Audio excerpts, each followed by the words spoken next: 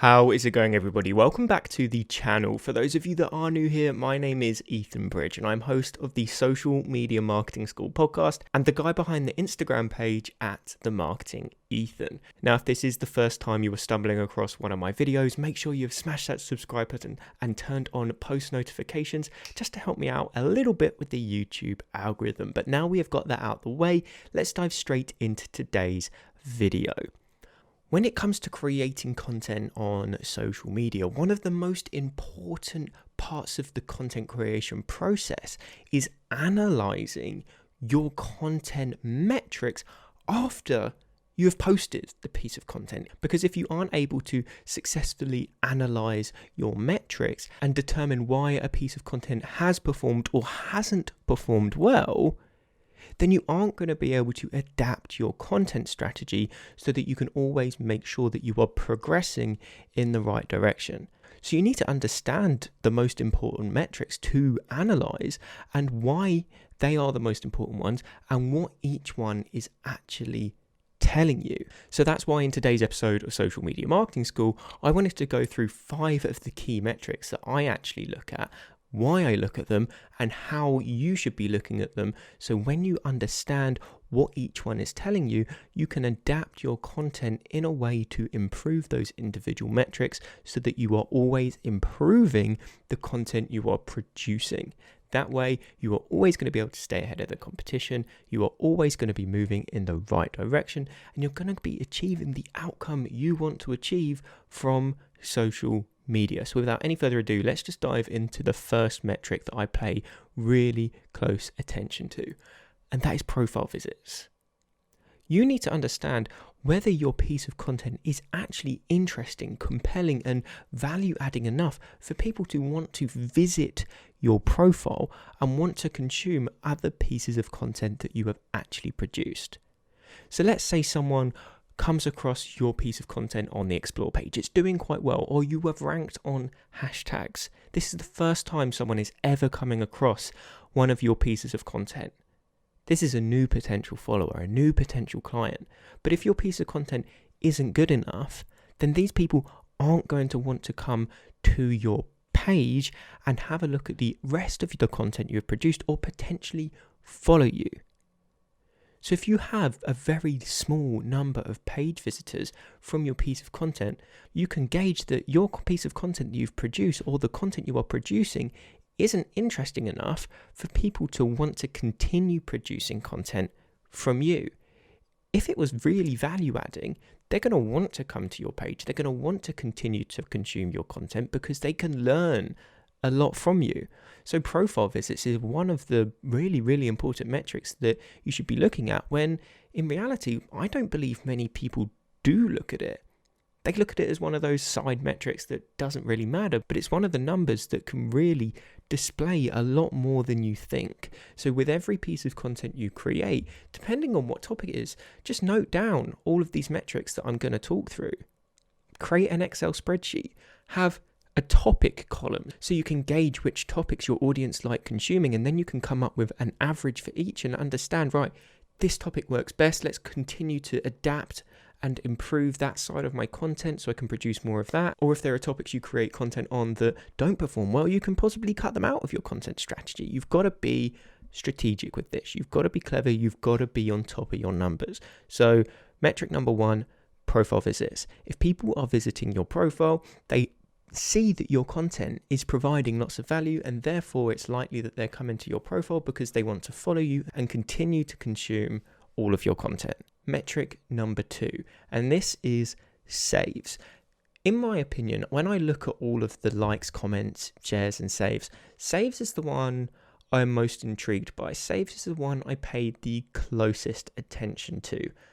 Likes, it's very easy to like a post on social media. People tend to just scroll through their feed and spam likes in a hope to get noticed by the poster of that piece of content. But saves are a much more interesting metric to look at.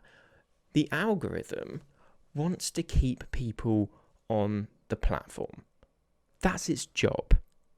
What a save is doing is it's telling the algorithm that your piece of content is so good and valuable that people want to make a note of it so that they can come back to it in the future and consume it again, because it goes into their saved folder. They want to remember it because they want to come back to it. So that is telling the algorithm that your piece of content is evidently keeping people on the platform because they want to come back in the future to reconsume it.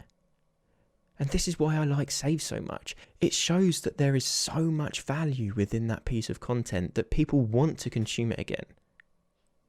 So the more saves you get, I believe there is a direct correlation to the amount of saves and the value that your piece of content actually provides. You may post one piece of content, gets 5 saves. You can look at that and go, okay, was worth a try, but didn't work. You may post another piece of content, it gets 50, 60, 70 saves. You need to keep a tally of your average save count.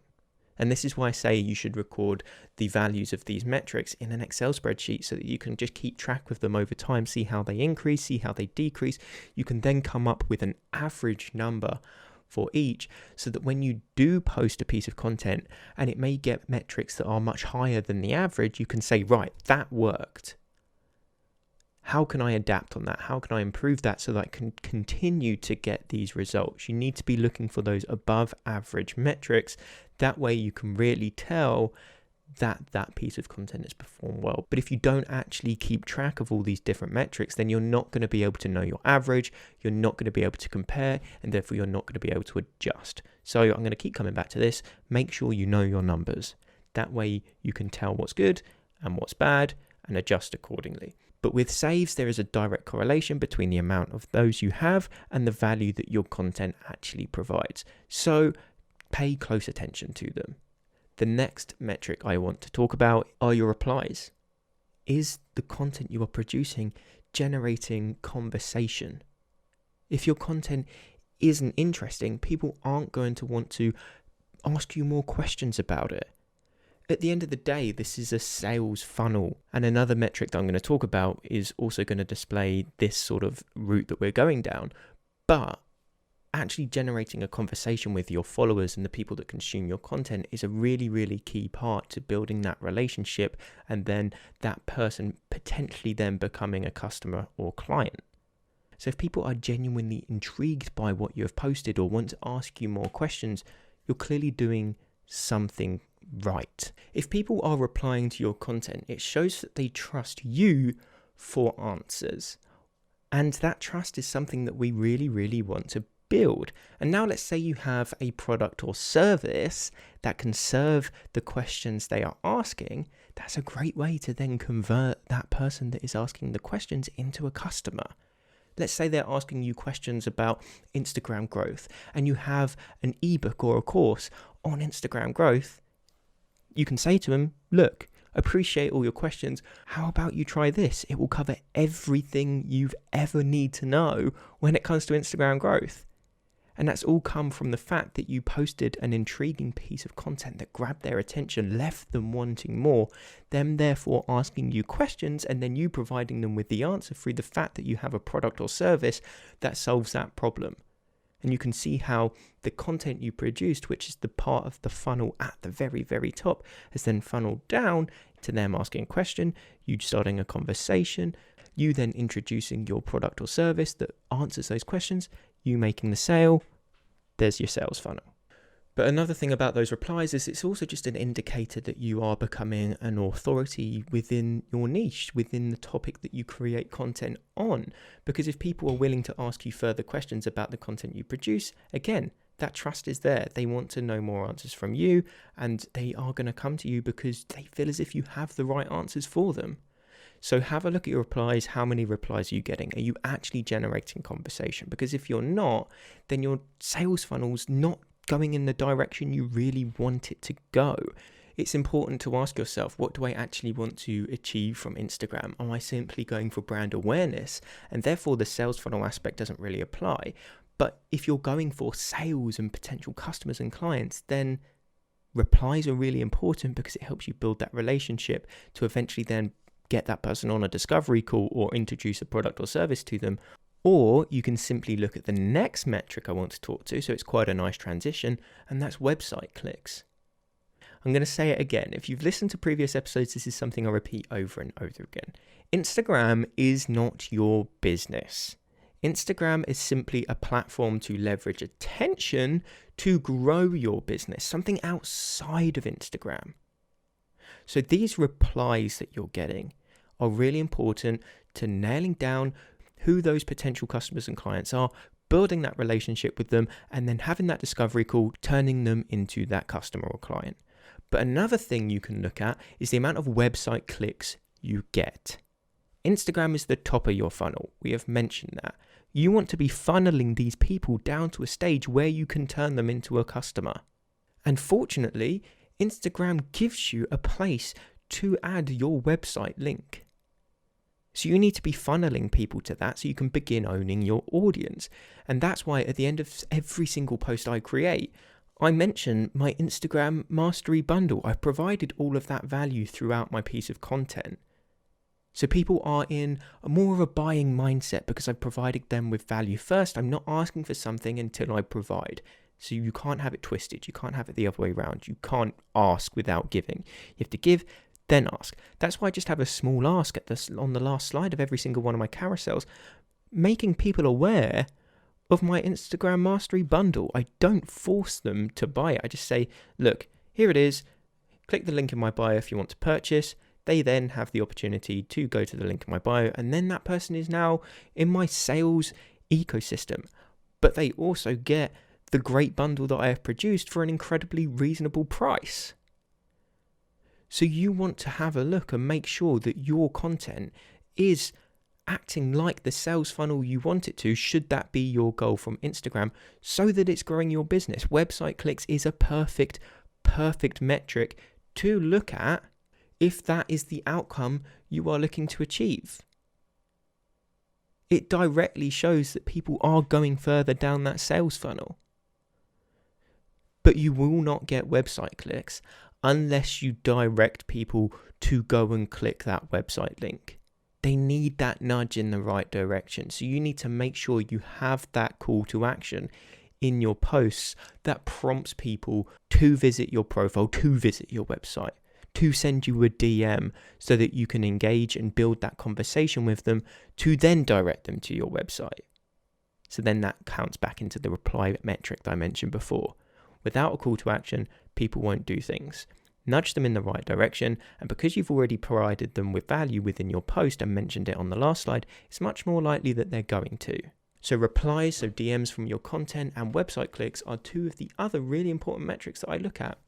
Now finally, comments. I find that if you are going to look at metrics between comments and likes, comments are far more important to look at.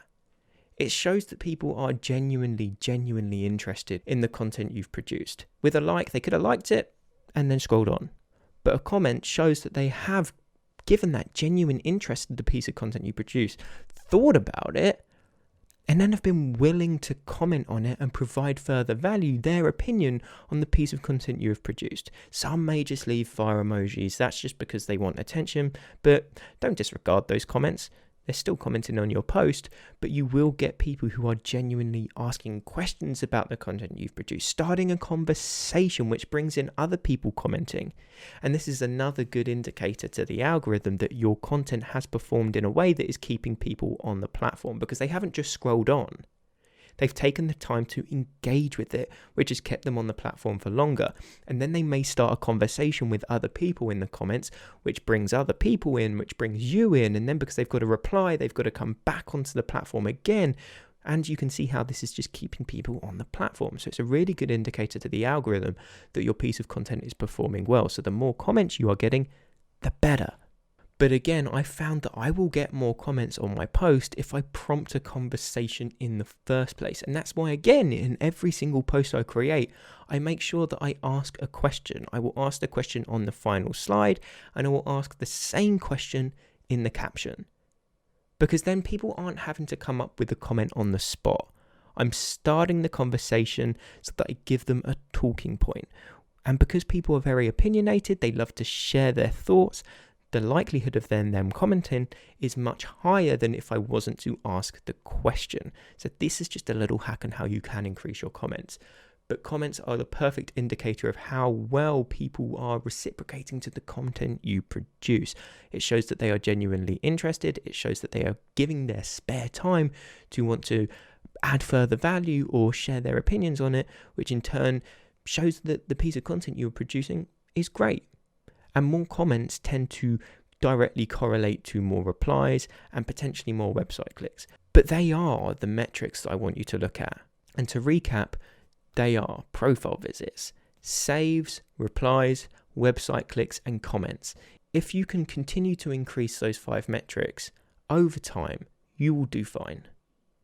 But it is so important that you are on top of your numbers, you know the averages, so then you can compare the pieces of content you are producing to those averages and determine whether a post has overperformed, performed as usual, or underperformed. That way you can continue to produce the content that overperforms to help increase those averages over time, which is obviously going to help increase that follower count, increase that customer base, and increase your success on the platform you are using. But that does wrap up today's video. If you did enjoy, I would really appreciate if you hit that subscribe button, hit that like button, and turned on post notifications. That way you will never miss a video when I post one. But if you did enjoy, I did just want to mention that this is a part of my podcast series, Social Media Marketing School, and the audio version of the podcast is the place to be because I release this content a little bit sooner over there than I do here on YouTube. So if you want to listen sooner, I'll leave some links in the description down below. Make sure you subscribe. But if you've got any questions with regards to anything that I've mentioned, please just reach out to me on Instagram at @themarketingethan. Send me a DM and I'll make sure I get back to you no matter what. But if you have made it to this point in the video, I just want to finish off by saying thank you for tuning in and I will see you in the next one.